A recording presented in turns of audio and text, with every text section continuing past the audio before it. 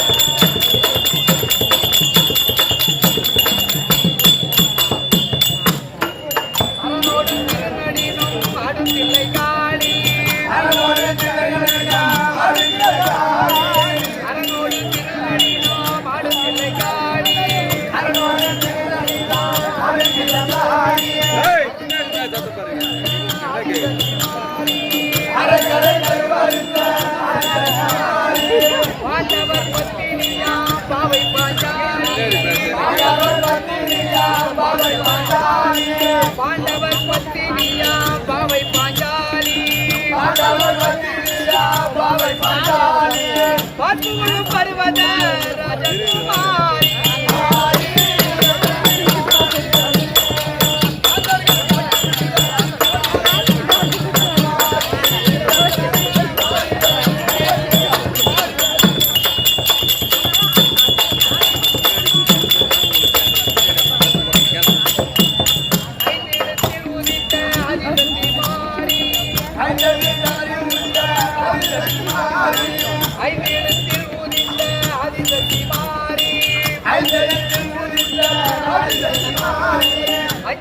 அரக்கர்களை ஆட்கொள்ளுமாறி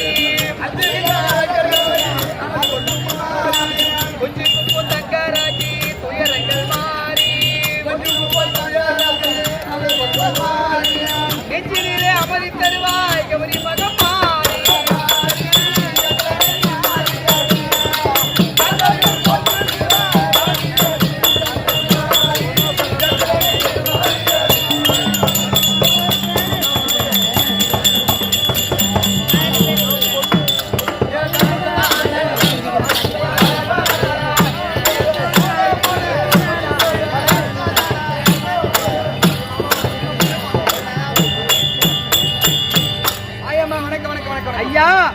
வணக்கம் தனக்கழகு வணக்கம் தனக்கழகு வணங்குவது யாவருக்கும் அழகு என்ன ஊர் இது என்ன ஊர் பில்ராம்பட்டு நன்னகரம் பில்ராம்பட்டு நன்னகரத்திலே பாஞ்சாலி அம்மனுக்கு பாஞ்சாலி அம்மனுக்கு அபிஷேகம் அதனை செய்து 1000 பேருக்கு அன்னதானம் இட்டு விழா நடத்தி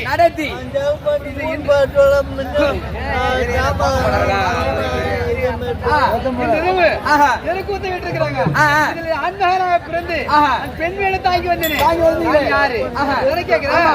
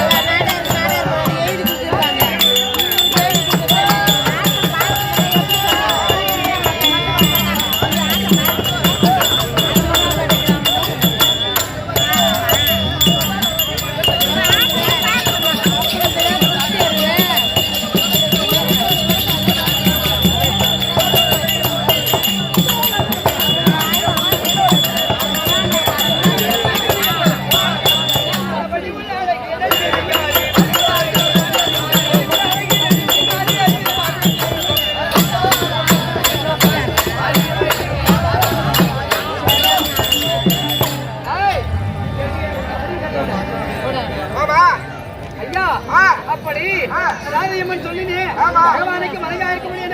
ராதா ருக்குமணி இரு மனைவிகள். ராதா ராதா இருந்த போதும் மத்த காரணம்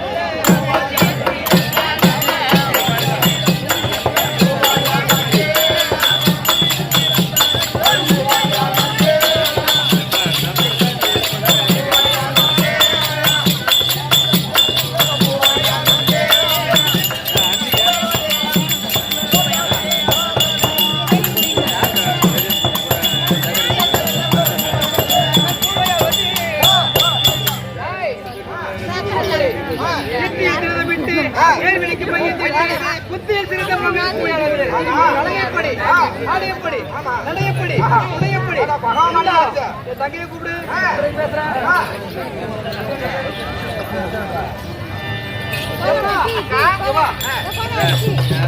எதற்காக கூப்பிட்டேன் தெரியுமா? வந்தவரை பார்க்க வேண்டும். அதனால பகலமா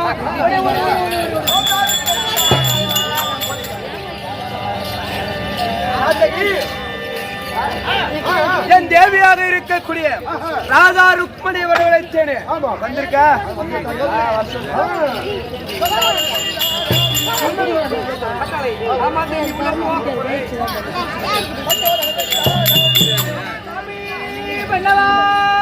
தேவி ருக்மணி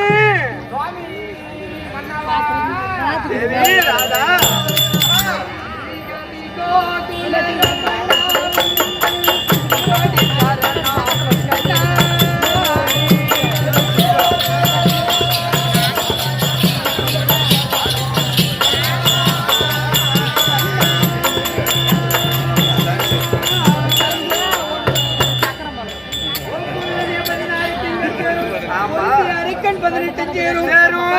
கடிமுகல் பொன் மேனி சேரும் கருணை பெறும் அச்சாதனம் கலந்து வாழும் பாரணி லட்சுமி வெற்றி சேரும் மதிமுகமோல் நின்றங்கும் மாயானேயா ஆரணி நேரு ராமாக்களுடன் மீது அன்புடன் ஏறி வந்தரும் சிவாயி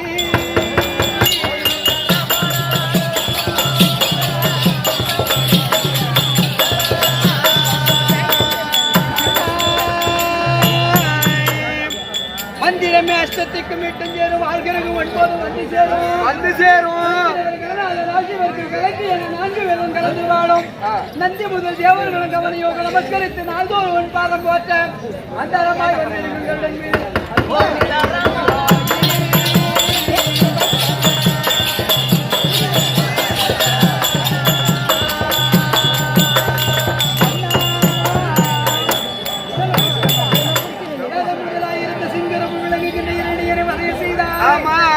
முதல் யாப்பிரவும் புண்ணிய நியாய புகழ்ந்தவருக்கு துணை வருவா அசோதை புத்திரா நாதம் முதல் வித்துவாய் உயிரிக்கல நயம் பெற இருந்திருக்கும் மாத பெருமா யாதவன் போல் இருந்திருக்கும் கல்டன் மீது அன்புடன் ஏறி வந்தது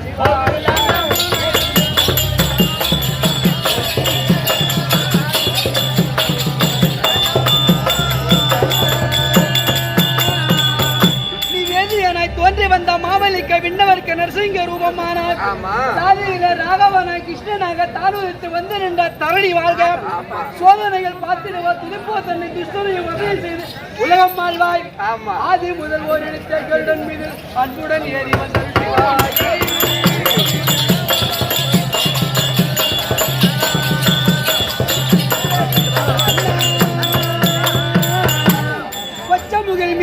உனக்கு என்ற பாதனிலே 10 அவதாரம் உண்டு மச்சம் என்றும் கூர்மம் என்றும் வராகம் என்றும் வாமன் என்றும் ராமன் என்றும் பௌத்தன் என்றும் அச்சந்தியத்தியாளங்களுடன் அன்புடன் ஏறி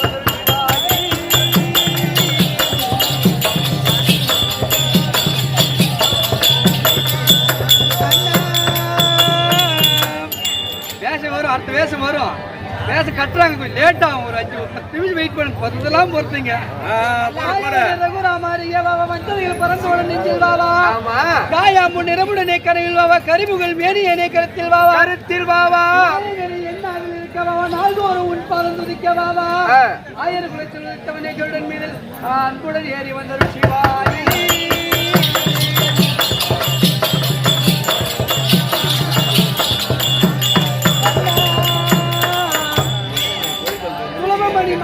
சுகத்தை தாரும் சுருதியின் மெய்ப்பூரிலே வரத்தை தாரும் கலப்பக்க சூரியனை கடாட்சம் தாரும் கஞ்சனை முன் கொண்டவரே கருணை தாரும் பரம்புரிலே சிவஜோதி பாய்க்கும் தாரும் பக்தி முக்தி சித்த உன் பாதம் தாரும் அளவெல்லாம் மெய்ப்பூரிலே கருடன் மீது அன்புடன் ஏறி வந்தரும் சிவாய்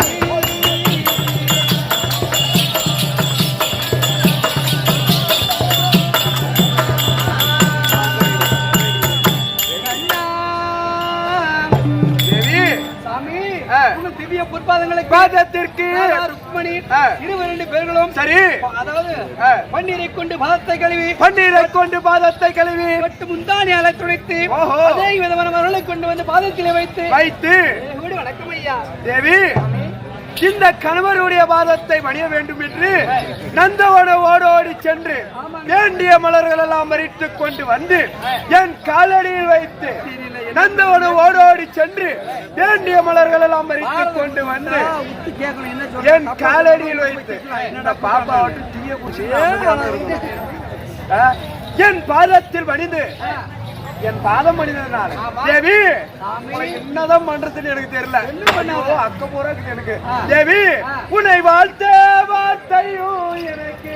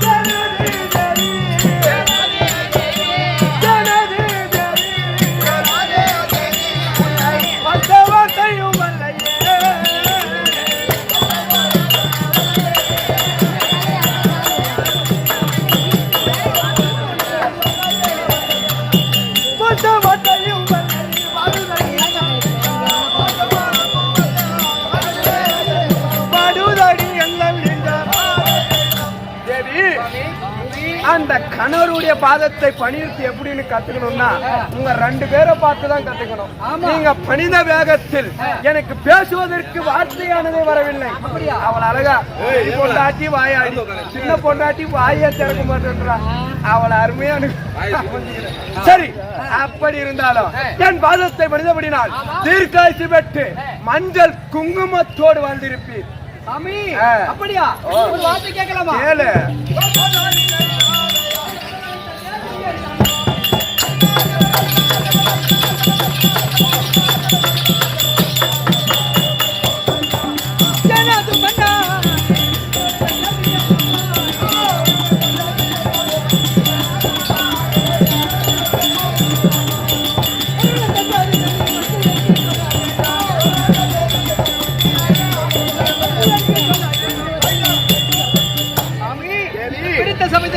சரி, தாதியாரை விடுத்து ஆமா சீக்கிரம் வருக வருக வரவழைத்த காரணத்தை கூறுங்கள் சாமி.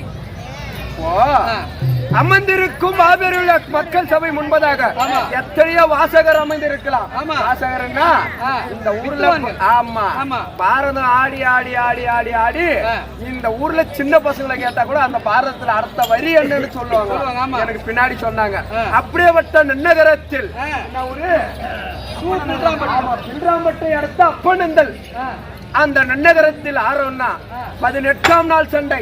இந்த நாடகாரம்னா சாதாரணம் வந்து ஆட முடியாது. எத்தனையோ நாங்க பேசுகின்ற வார்த்தைகள் பிறகு இருக்கலாம், சொல்லுகின்ற வார்த்தைகள் தவறு இருக்கலாம். ஆனா உங்க வீட்டில் சின்ன பசங்க இருந்தா அதை எப்படி பொறுப்பீங்களோ அப்படி பொறுத்துதான் கொஞ்ச நேரம் விட்டு பாக்கணும். சின்ன பசங்களை விளையாட விட்டு பாக்கணும். அப்பதான் நல்லா விளையாடுறாங்களா எப்படி விளையாடுறாங்க. அவன் விளையாடும் போதே அடிக்கலாம். போய் அமைதியா பார்த்து எப்படியும் ஆட்டக்கார ஆட விட்டு பார்க்கணும். சரியா? அப்படி இருக்கும் பொழுது உன்னை அழைத்த காரணம் என்னதானே? தேவி உன்னை அழைத்த தேவி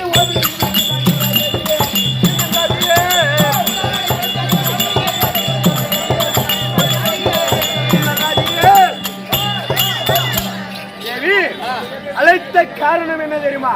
என் அத்தி மக்களாக இருக்கக்கூடிய ஐவராஜர்கள் பாண்டவராஜர்கள் நேற்று 17ஆம் நாள் சண்டை முடிந்து விட்டது. காலையில் கர்ணனானவன் மாண்டு விட்டான். இரவில் சோதரன் மாண்டு விட்டான். அப்போ இன்று நடப்பது 18ஆம் நாள் யுத்தம். அந்த பக்கம் ஒரு பல பலன்றாங்க, என்னதான் 10 நாள் கேட்கல. அப்படி இன்று நடப்பது 18ஆம் நாள் யுத்தம்.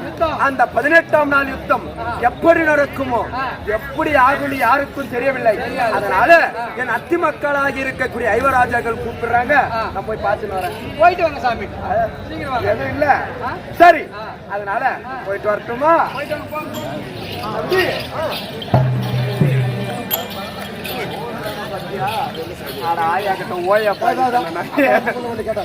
அதனால நான் என்ன சொல்றேன்னா என் அத்தி மக்களா இருக்கக்கூடிய ஐவராஜாக்கள் கூப்பிட்டாங்க.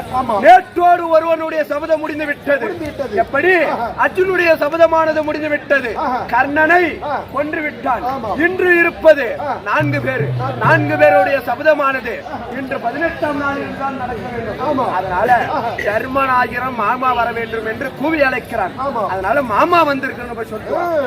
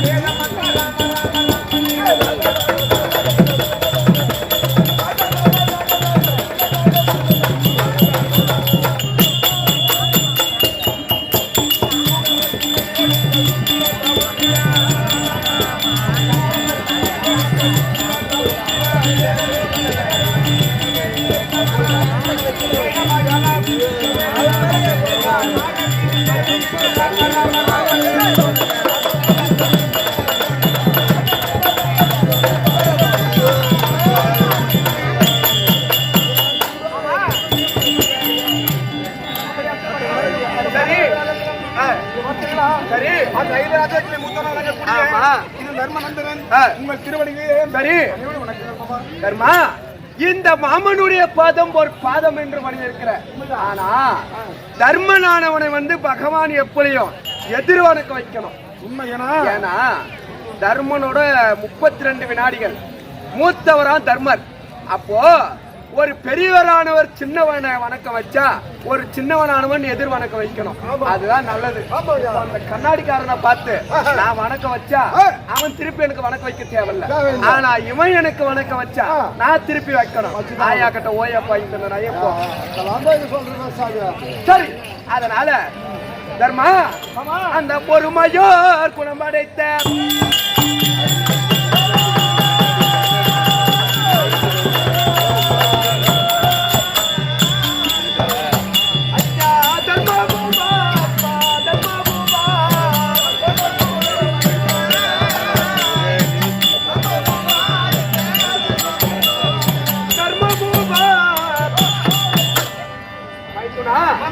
யாரு தெய்வம்? நான் யாரு? உனக்கு என்ன வேணும்?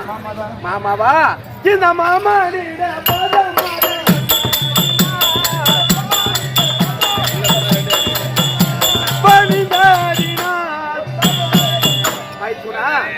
இந்த மாமனுடைய பாதத்தை ஒரு பாதம் என்று மனிதபடினால் தீர்க்காட்சி பெற்று இப்பொழுது போலவே எப்பொழுது வாழ்ந்திருப்பாய். மாமா, நேற்றோடு 17 முடிந்து விட்டு தமிழ் என்று பாராமல் தம்பியா விலகக்கூடிய அர்ஜுனன் கரத்தினாலே கர்ணன் மாண்டு விட்டான். இன்று நடப்பதோ 18ஆம் நாள் யுத்தம். இந்த யுத்தத்திலே யார் யுத்தத்திற்கு செல்வது, யார் பக்கம் வெற்றி இருக்கும், அதெல்லாம் சொல்லாத கிணத்துல கல்ல போட்ட பாவனே இருக்கிறேன். மாமா, என்ன காரணம்? ஒரு காரணம் இல்லாமல் காரியங்கள் விளக்காது. இப்போ 1ஆம் நாள் சண்டையில் இருந்து 10ஆம் நாள் சண்டை வரை சேனாதிபட்டம் பீஷ்மருக்கு, 11 16 வரை யாருக்கு? துரோணாச்சாரிக்கு, 17ஆம் சண்டையில் கர்ணனுக்கு. ஆனா இன்று நடப்பது 18ஆம் நாள் யுத்தம். இன்று சேனாதிபதி பட்டம் யாருக்கு என்று தெரியவில்லை. எவன் வர்றான்னு பார்க்கலாம். எவன் வரானோ சேனாதிபதி பட்டம் எவன் தரித்துக் கொண்டு வரானோ அதுக்கு தகுந்த மாதிரி யுகத்தை பார்த்துக் கொள்ளலாம். அதனால நம்ம போய் வரலாமா? சரி, இப்படியாக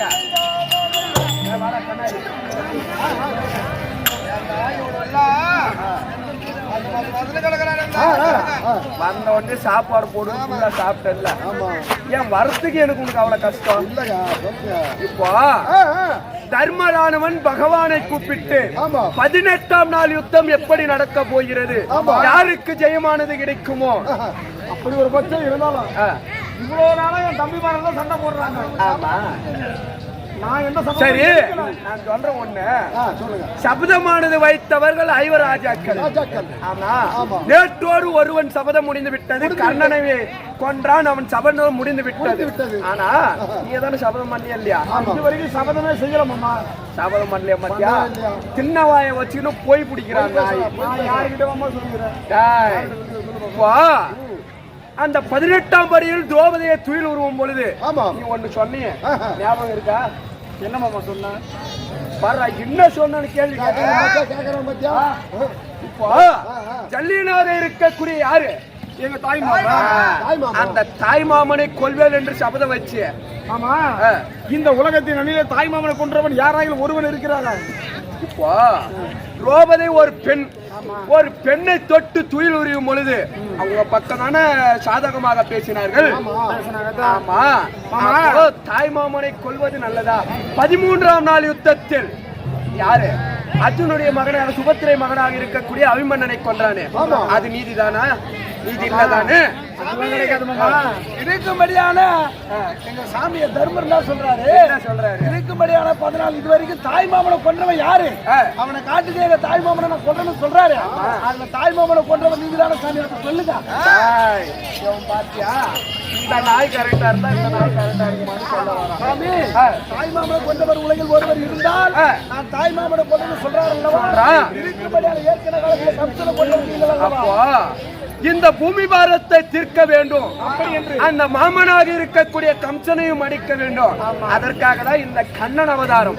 அப்ப நான் ஆமா, இப்ப என்ன தாய் மாமன் படிக்க. ஆமா, சரி, இப்படி தர்மனும் பகவானும் வருகின்றவன் துரியோதனன் எந்த சூழ்ச்சியாக யாரை சேனாதிபதியாக வைத்திருப்பானோ அப்படி என்று எதிர்பார்த்து கொண்டு இருக்கும் பொழுது துரியோதனனானவன் ஜல்லியன் சகுனியோடு சபைக்கு வருகிற விதம் காண்க.